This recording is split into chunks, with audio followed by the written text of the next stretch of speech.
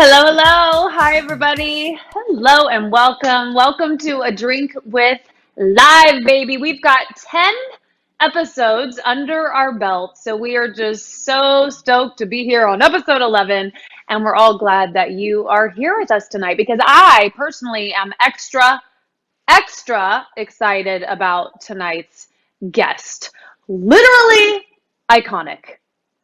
I am Kat. I'm going to be your host, but I want to see you guys, the audience. Show me your drinks because I want to see if you are as excited and as pumped as I am. Yes, cheers, cheers, everybody. And let me get a sip. It doesn't count unless you actually have a little something. A huge thank you to our partners at Think Protein Bars. They make this possible week after week, so we are so incredibly grateful to them. Now, about tonight's guest, I have had the pleasure of watching her work, of interviewing her countless times, both at her studio, at her headquarters, behind the curtain, at Fashion Week, even.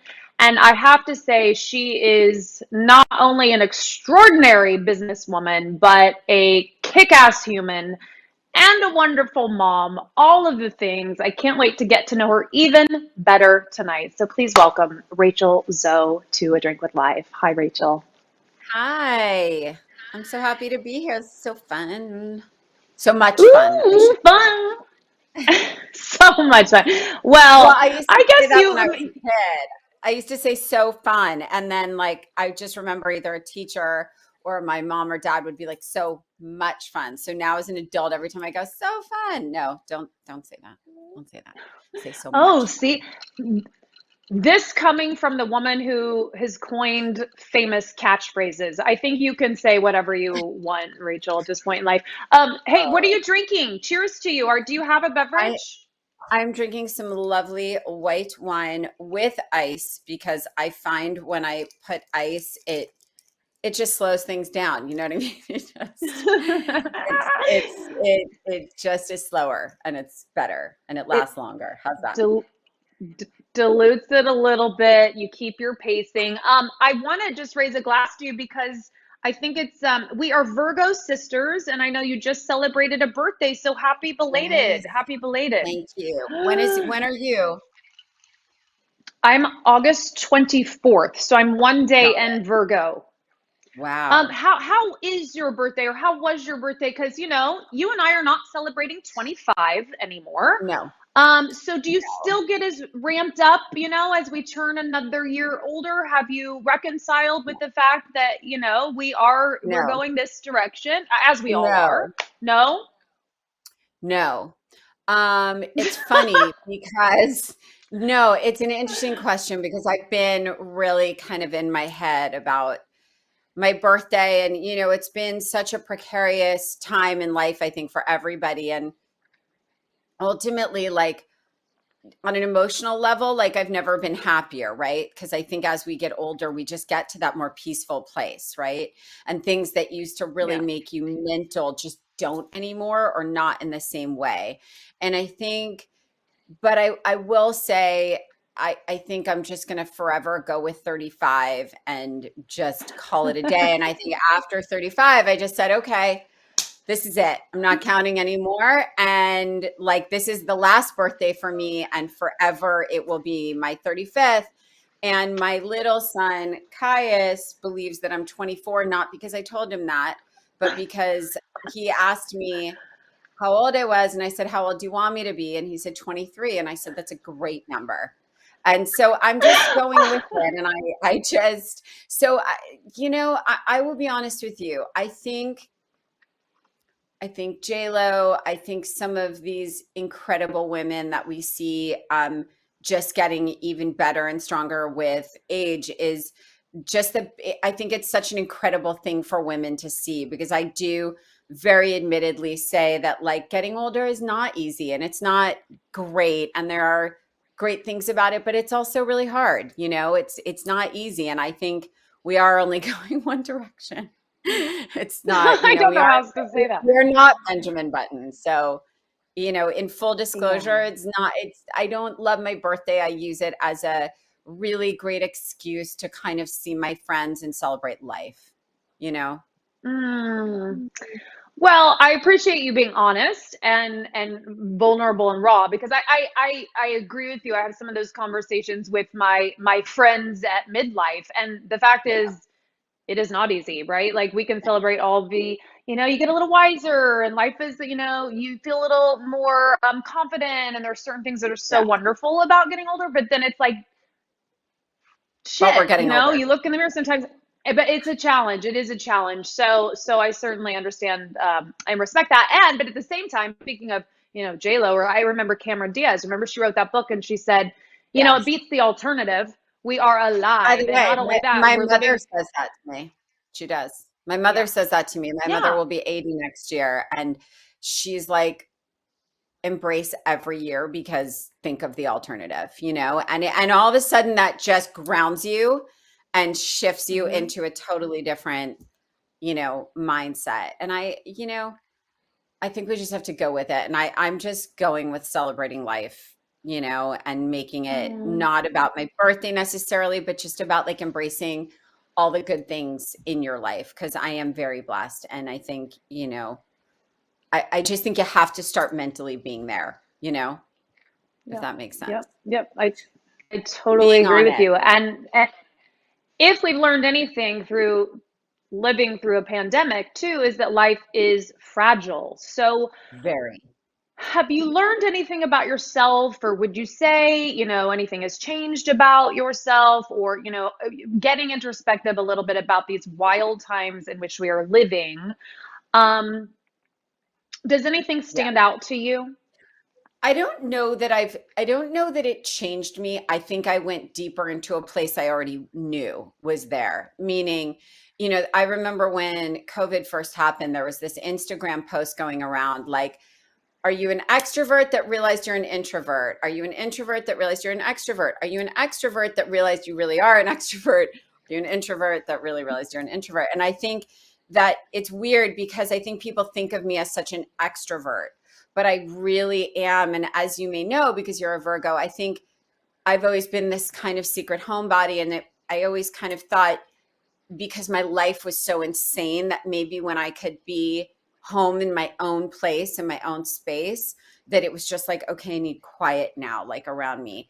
And I think when I became a mom, I think it just completed me in a way that I was sort of like, okay, if this is it right now, like if I'm just here with my husband and my kids, like I'm so fulfilled, And I think in COVID, for me not to have to go out to events every night, sit in her makeup. And I don't mean to sound ungrateful because I love my job and I love all that comes with it. But as you know, like and every working parent knows, like leaving your kids is just hard. And so I think to not have that pull and feeling like you're in a tug of war all the time was nice. And I think for me, I just really realized how much I just love being with my kids and my family, and nothing is more fun to me. Honestly, like it's weird. And it might be because I had my kids later in life and I did so much prior. So I did so much prior to becoming a mother that I didn't have Mm. that same, like, I think FOMO that maybe some young moms have, like about missing their, 20s or 30s or whatever it is, even though I'm only 35, but Right. Hey, I'm going to use your tip, and I'm going to start asking my kids, "How old do you want me to be?" They're going to Yeah, say 85.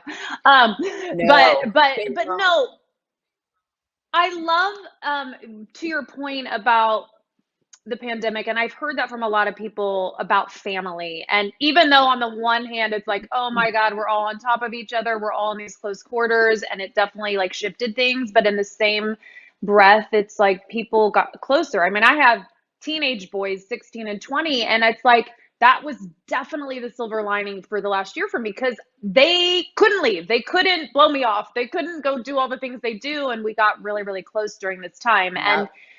I love your social shares for that reason because it definitely reflects what you're saying, that you love your children, family is everything. I even remember one post this must have maybe a year ago, where you captured this beautiful video of your parent. I think it's your parents, Yeah, and my they hadn't parents. seen Yeah. the kids for so long, and they had come to the No, like house, and there almost had a been this year and a huge half. divide. I It's mean, crazy. it's crazy, but it does, I think, help everyone kind of, it gets back to what's important, right? It's just like, it shook Yeah. us up and said, what matters? Yes.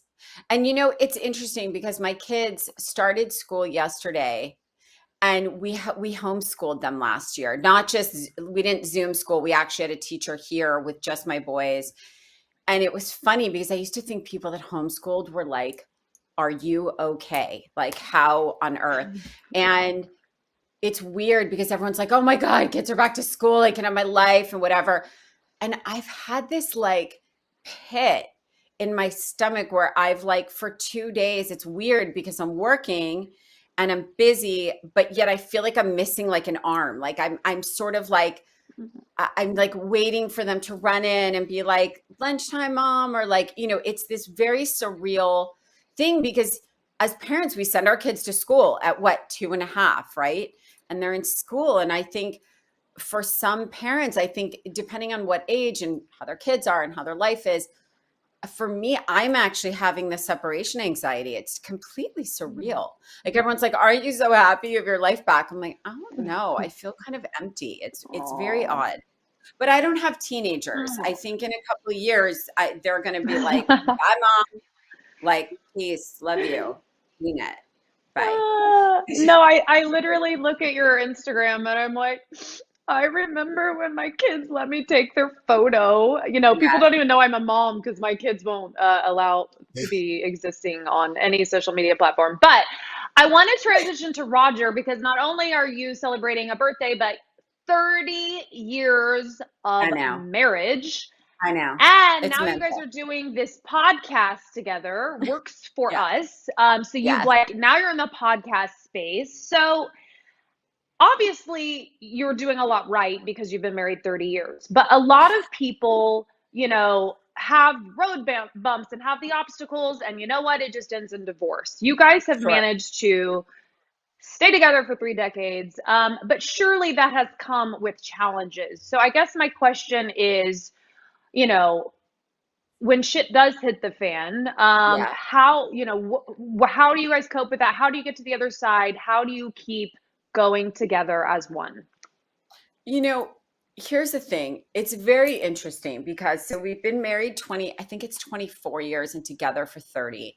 We always say no Oh, shakeups, sorry. no breakups. No, no, no, you're correct. It is 30 years. We're just married 24. And okay.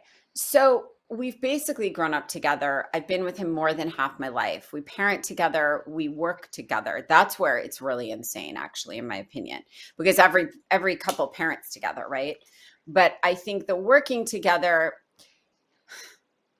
you know, there are so many times, I think more so in the pandemic, because I've always been a work from home person because I came up as a stylist and that was always working at home and in my studio. And again, going back to my Virgo-ness, my space is very like sacred and I need like Mhm. quiet and, and having him in the house full time, I'm like, no, no, no, you need an offsite office. Like, and we have one, we just, nobody could go to it. But I would say the challenges are, we approach things differently. The things that irritate him don't irritate me and vice versa. But we are the same at the core. We have the same values. We have the same moral compass. We really believe we approach parenting and how our priorities for our children are the same. But ultimately, we just kind of get each other. Like there probably once a day I want to kill him. You know what I mean? Like, and not literally kill him, but you know what I mean? I just like scream at him. But it'll just be, it's like a silly fight. It's like Lucy and Ricky. It's literally, that's what I Yeah. always say. We are so much like a modern day Lucy and Ricky. And for those of you listening that may be really young, it's I Love Lucy and Ricky. And we bicker, but our recovery rate is lightning speed. It's literally like we'll bicker and then it's sort of like, what do you want for dinner, or like, what time are we getting the kids, or, did you see Skylar's like math quiz? It's so, I think it's just what happens when you're together for that long. My parents are the same way. They're together 55 years. And it's the same. It's ultimately, they love each other so much more than they want to fight with each other, if that makes sense. And there's a respect, Yeah. and there's as Rodger always says, and we talk about and works for us a lot, I think one of the big ways to succeed in a relationship is you have to root for each other. You can't compete with one another. You have to root for each other. And if you are not rooting for each other and you're not on the same team, it will never work. And Rodger has never held me back. He has never not wanted me to win, and vice versa, And so I think that's a big part of it. And I think I have never once questioned where he is when he's not with me. And I think that's another thing. Trust is not a thought. And I think if trust is a thought, you can't succeed. You cannot, at least for me, because if trust is broken, it's done. There is no turning back. Done. Done. Facts. Actual facts, Rachel. Actual you are facts. so right. Actual facts there. Well, speaking of always wanting you to win, this is part of the interview where we celebrate all of your success in fashion and the business of fashion and the advice in fashion. I don't know where to begin other than, okay, let's talk post-pandemic. If we ever actually get post-pandemic, we keep saying we're like post-pandemic, but we're really not post-pandemic. So, and I already know that you were not wearing sweats in the last year because that's just not you, and that's not your comfort space. So you were putting on your fabulous clothes and all your accessories when most of us were not. However, when we're opened up, we keep hearing these things like, oh my gosh, fashion is going to go big, it's going to go loud, it's going to go bold, it's going to go so much glamorous. So what do you think we're going to be really dipping in here to, or hopefully sooner than later, what's the fashion going to be serving post-pandemic? I mean, I honestly, from what I saw this summer, I was on the East Coast all summer, and it was full on. Like, people were dressed up for nothing. I think it was both. I think it was split down the middle. I think people who have found their comfort in flats and leisure wear are staying there, and they will dress up only when they have to, because they can, because most people are still working from home. I don't know that that'll change. I think even when people go to office, it will not be the way it was. And I think that there are people just dying to get dressed again. And I think that those people will really go there. I mean, I found myself in like a full on sequin, like, gown to go to just like a cocktail party this summer, just because I was like, well, I got this pre-pandemic, I might as well wear it. Like, but I feel like you just dress up for you, right? You dress up for how you feel, and you dress for yourself, Yeah, I know. And I love that because you've always said that. You're like, listen, whatever makes you feel good. How do you feel your best? Do that. Do that. Yes. Which And brings me to another question. Because, like, I have friends that still yeah. wear sneakers with their dresses, and that makes them happiest. So, like, Godspeed. That's a thing. Like, my whole thing post pandemic to everyone is like, you do you. Like, life is so fragile, and I think we've all seen that now. And I think you have to just like get up in the morning and like just take that extra 5 minutes to think about who you want to put out there in the world. And whether it's on Zoom or whether you're actually doing something in person, it's like, what is going to make you feel like your best you? And that's what you should do, because that just works for me. If I get overdressed because it's easier for me, like dressing up in like a faux fur and big jewelry and 5-minute makeup for Zoom life for me was just easier than not, I don't know, but I'm right. I'm weird. If we told you that heels, or like if we told you like no dresses allowed, you would struggle. You'd be like, I'll be back in an hour. Yes. I know. 100%. Well, my other question, because my audience, we've really been connecting over this idea of being a midlife and a middle-aged woman and all that goes along with that. And for those women, pandemic or no pandemic, who, often we've got the demands, we've got the kids, probably working also, all of the pulls in life. And even I have friends who are just like, not that they've given up, but they've just lost confidence, or they don't know, they don't feel like they know what to do anymore. And so they just kind of lose themselves in not feeling their best because they just kind of surrender to all Yeah. the other priorities in their life. So do you have any It's like advice it's for a those spiral women? downward. It's a spiral. Yeah. You just Yeah. you keep going and you fall and you fall and you fall. And it's very easy to do that. It's actually easier to do that than to not do it. Yeah. Yeah. And So I what do think you say to them? Like, social how media do we hurt. get them fired up? I think the number one thing for women, what I have learned is you have to surround yourself with great women. And I love women, and I've had women be really horrible to me in my life. I've also had women be incredible to me in my life. But I think what you have to do, at least for me, I find when I have people around me, and I know it sounds so cliche, but that really like root for you and lift you up when you need it the most, it's actually life changing. Because I really think as we get older, women, it's so much harder for us. It just is. I'm sorry to the guys out there because I love guys, but I just think that they have it easier. And it's generally speaking, but I just think that society's harder on us as we get older. And I think we're harder on us as we get older. I think men are like, I look better than I did when I was 30. I like, da, da, da, da, like, great. Okay. But I think for us, it's incredibly important that the people that we spend the most time with are truly good. And they truly know when you're feeling like crap. And they truly know when you need a lift. And I really, for me, like that's made the world of difference. It really has. Because sometimes as women, like, no matter how blessed we are, like, because all we care about is like the health of our children and the health of the people we closest to us and things like that, you still look in the mirror and you're like, God, like, like this is not fun. This is not fair. This is not what I signed up for. I didn't look like this even 5 years ago. And it's hard because society, for whatever reason, especially this industry that we're in, does have an age. We pretend it doesn't. We're trying to change it, right? But it does.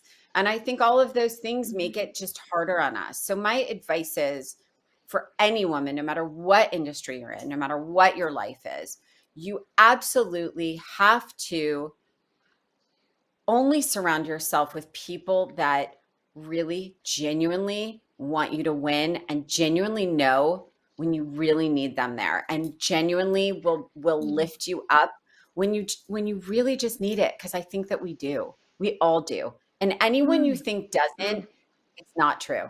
They do. Right. And I also think that social Yeah. media really has had a tremendous impact um, on women's self-confidence, on everybody's, to be honest. And I love social media, but I also think it has a real impact on people, for better or for worse. Completely. And to hear you say that, like, thank you, because it affects everybody, regardless of how much you've accomplished or what you've done or how Doesn't matter. successful you are Doesn't or how matter. fairy tale it looks.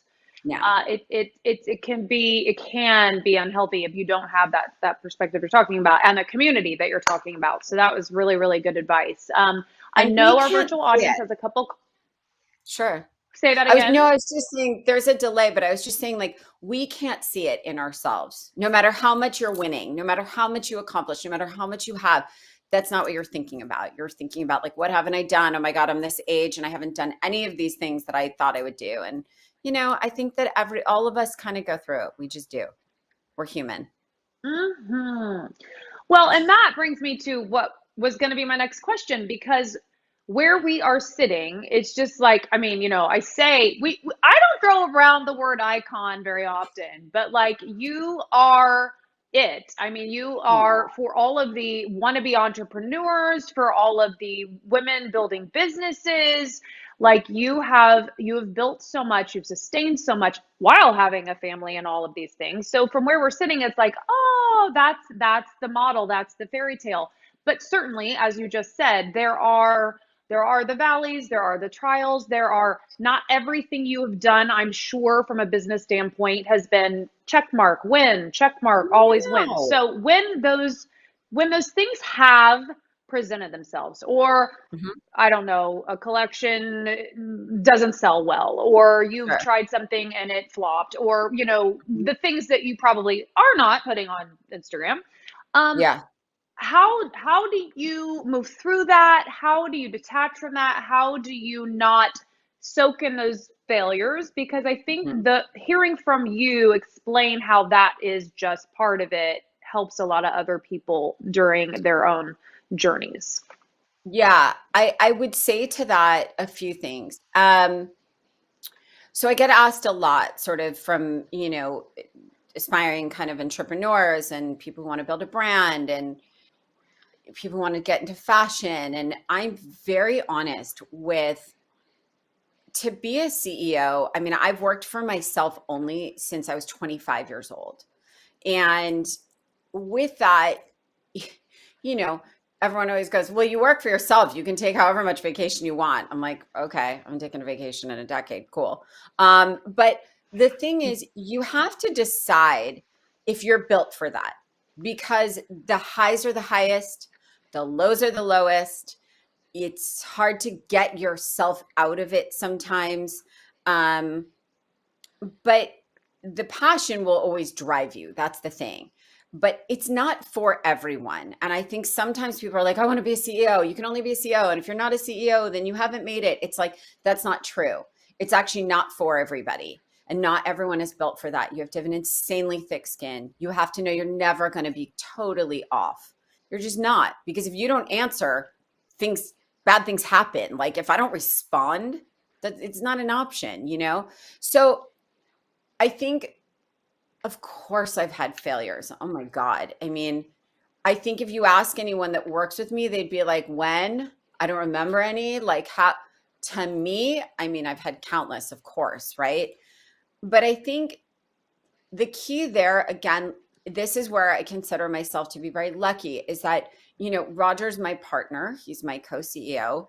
Before he was that, he was really like he was an investment banker. He worked incredibly hard. He built several businesses, but he always was my support and sounding board. And when my life was insane, which it always has been, he was like the safe place, right? And it was like when you felt like it was too much, when you needed to unravel, when you broke down into tears because it was just too much. Um, to have that person there to kind of just talk you down, keep you here. Because I think when you're alone, there's a spiral you can go down that like is unstoppable, right? Because if you don't have that safe person, whoever it is, it could be your best friend, your sister, your parent. Between my sister, my parents, my team, and Rodger, like I've just always had this extraordinary support system around me where when I felt like I was falling, they were like, you're not, you're insane. You're not falling. This is great, and you need those people to just be like, get out of your head, because it's so easy for us to do, at least for me, to just be like, I can't believe you did that. Like, I can't, and you just, because there's nothing I trip over more than myself, you know? Mm. I just, I think that the most important thing for people building a career for women in a slump, it's really important to find your passion, find your thing that is going to wake you up in the morning and make you just want to like just be and win and excite you and drive you. Do you know how many women I know that have started careers at like 40, 45, 50, whatever, and just crush it? But it's like they're just excited about something again. They wanted a purpose again. They wanted, it doesn't there's no time limit on building a business. There's no age on that, So I don't know. Mhm. I think it's surrounding yourself again, not to be redundant, but it's like I don't know that I could be sitting here where I am and talking to you and doing anything I do in my life without Rodger, without there's like 5 people on my team, even like 3, one sitting right here for 9 years that like, I mean, just like a sister, and I think when you have those people, it's like when you unravel, it's okay. It's okay, but you do need Mhm. somebody to like you do. Prop you up. Sometimes you You have do. the people prop you up and push You you back out. do. I know. Telling you. I know what you mean.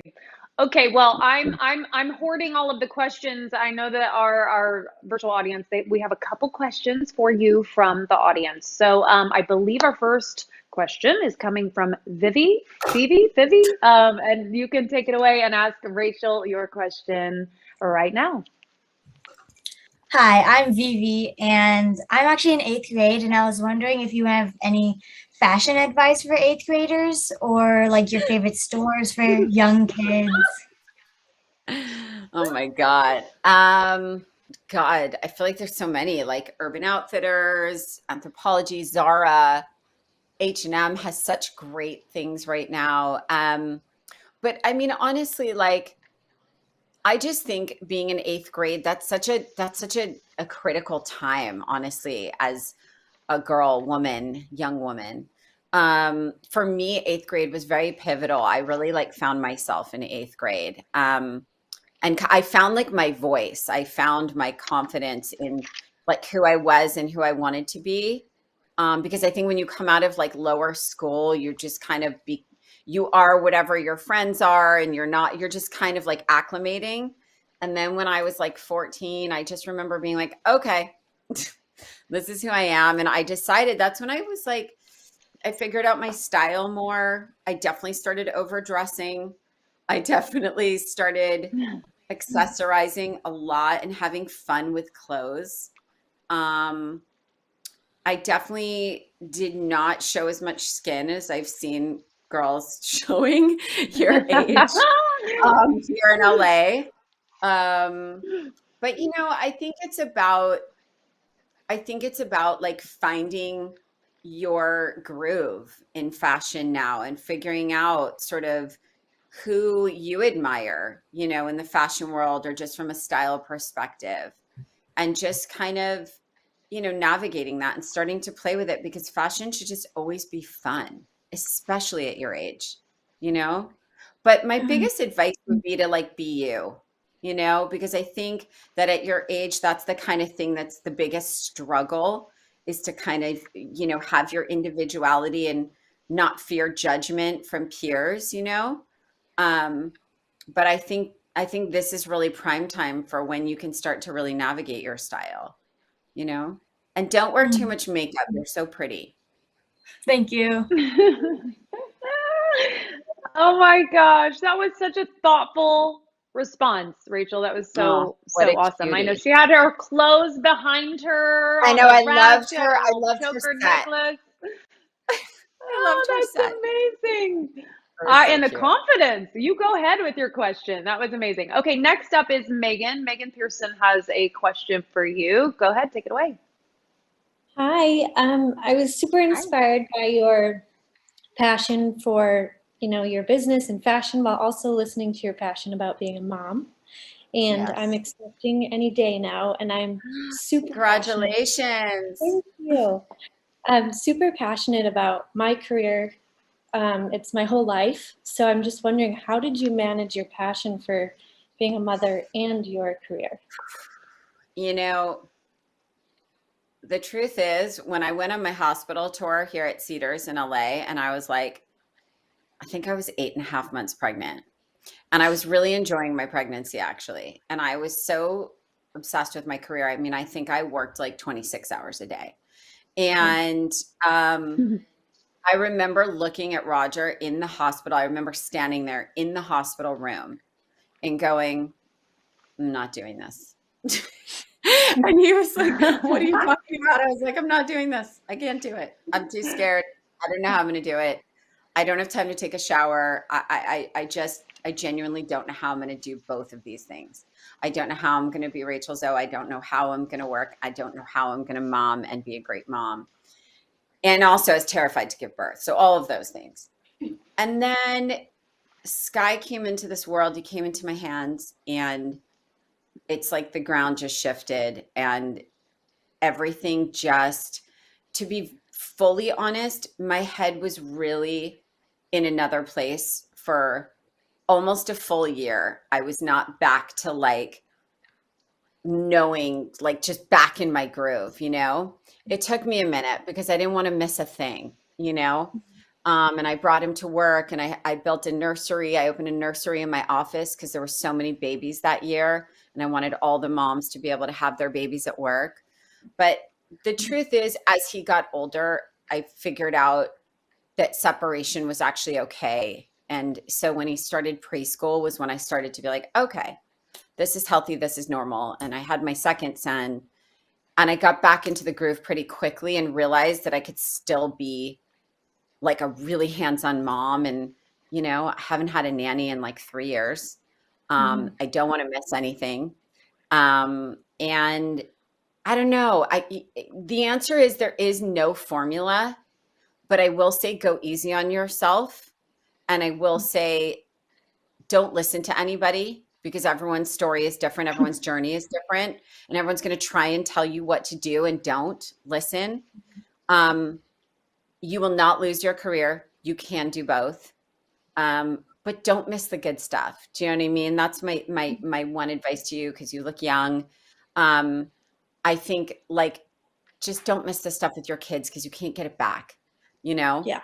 And so that's kind of my biggest, and very recently I was talking to a company that I'm investing in, and they're young moms, and they're just like, I feel like I missed the first like 3 years because they're building a company, you know?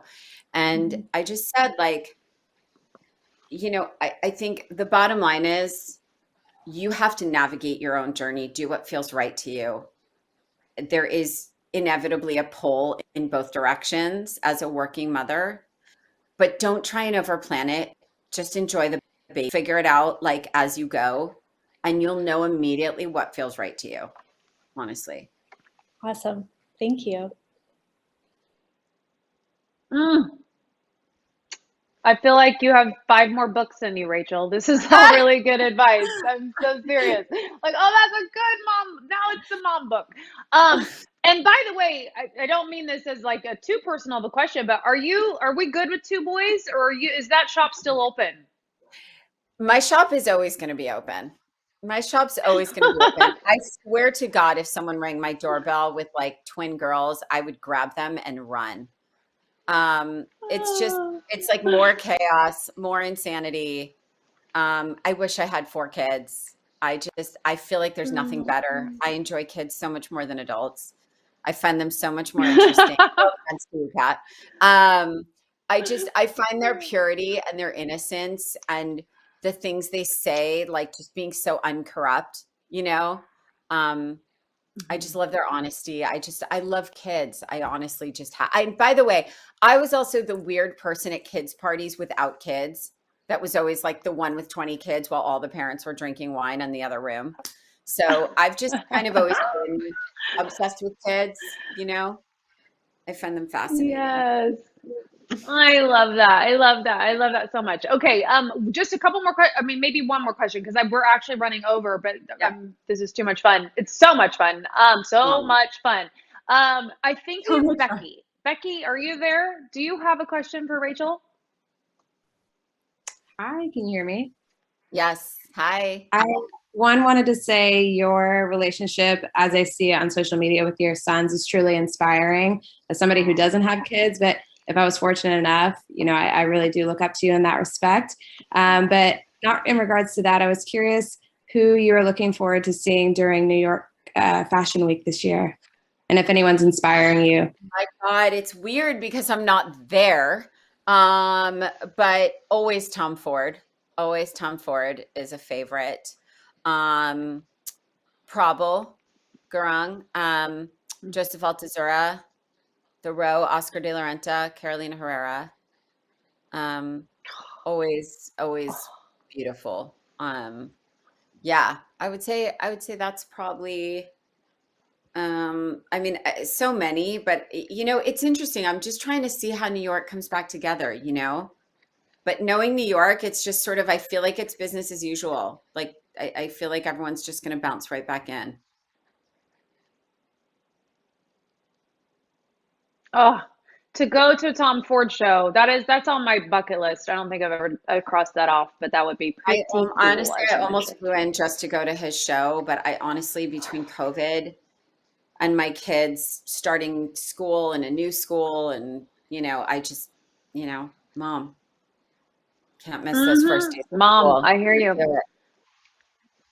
Well, before we let you go, I can't believe I'm even saying that it's fall or almost fall, or we're Crazy. entering fall, and you have the Curator Box, which is now Yes. available, I believe. So tell us can you tell us what's in it or how we get it for those who don't know? How can we I can tell subscribe and you be a a part of that? little bit. Well, okay, so Curator is it's a seasonal subscription, and I curate every single piece in every single curation. Fall is beyond amazing. People are so obsessed with it. We've been getting the absolute best response from it. There's an insane Paris Chalet poncho that you'll just want to live in forever. There's incredible beauty products. There's an incredible bracelet. Basically, I curate things that I feel every woman would want and not know they need, but then be so excited that they get it when they do. But in addition to that, as a member of Curator, you actually get exclusive access to our shop, where you're getting incredible luxury fashion and beauty items for massive, massive discounts that you can only get as a member.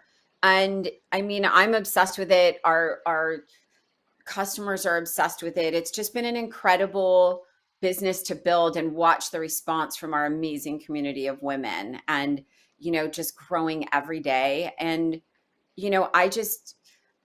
I've always wanted to try and style as many people as I could, and Curator is really the way that I do that, and it's so much fun to do. And it's all things I love and covet and wear and use. And our summer curation was incredible. So caftans, ponchos, jewelry, beauty, cosmetics. I mean, you name it. It's just fun. No, it's fun, but it's so chic also. I have received a couple of the boxes myself, and there's a lot of junk out there, and this is so beautifully curated, of course, because it's you and it's your style and your taste, but really, really, really worth it. And so, yay. Okay, I'm not the quickest because everyone loves you so much. One last itty bitty quick question from Kimberly. You got to go quick because Rachel's got her kids in school and we got to hurry it up. Go ahead. Hi. Hi, Rachel. I absolutely love you. I just wanted to say that. Thank you. Your book style, A to Zoe, is on my coffee table and has been for the last at least 8 years. So I wanted to actually ask you about that because I have a brand that I've been building over the last 8 years. And I'm slowly transitioning it. It's a fashion and beauty based brand, but I'm transitioning more so into events. And I've always wanted to write a book. And so I wanted to kind of get your advice on your process of writing your book. And because I love how you have all the beautiful pictures in there that kind of just pulls everything together. So what would be advice for someone like me that's trying to stay authentic to my brand when I'm writing this book? Here's the thing with writing a book. It is so much work. It is such an incredible reward because it's something you look at forever. And my second book, Living in Style, was definitely easier because it was my second one. It's like your second child, they come out Right. quicker. You know, it's like, but it is a process. It is a Yeah. real process. Books are a labor of love and patience. You definitely would want to get a great publisher who wants the book, obviously, because then you have Right. support and someone who will develop it with you, and a Right. sounding board, and someone who knows what works and what doesn't. And that's very helpful. I think images in a book, especially one that's fashion and beauty based or lifestyle based, you have to have pictures or illustrations or something to bring it to life, because in this life, not that many people are still reading books cover to I cover. know. And coffee table books, I mean, I'm surrounded by them. Ask me how many I've read. No. None. So it's like, you have to just know that your book is like, it's the sum of your passion. It's like, you know, I keep thinking about doing one more book, you know, because I have so much I have to say, as Catt mentioned. But it is an insane amount of work. It really Yeah. is. And I don't want to discourage you. I just want you to know going into it, Mhm. it's a process. And when it comes out, it's the greatest, you know, it really is. Thank you so much. Nice to meet you. Good luck. Rachel, you've made us laugh. You're inspiring us. You're giving so much good advice. We're going to let you go, but thank you. My heart is smiling. We appreciate I'm you so taking glad the you're time. healthy, Catt. I'm so glad you're here and beautiful and healthy and dewy and shiny and healthy and glowing. Thank you. Thank you. That, you know, we're trying. Okay. We are trying. So thank you. That means a lot coming from you. And we just wish you all the best and all the love in the world, and are always rooting for you, Rachel. Mean that sincerely. So Right we'll back see you at maybe you. next time. You, Okay. Thank you for so having me. much. This was so much fun.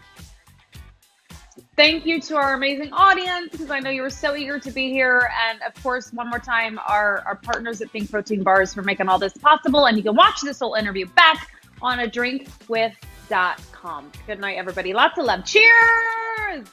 Cheers.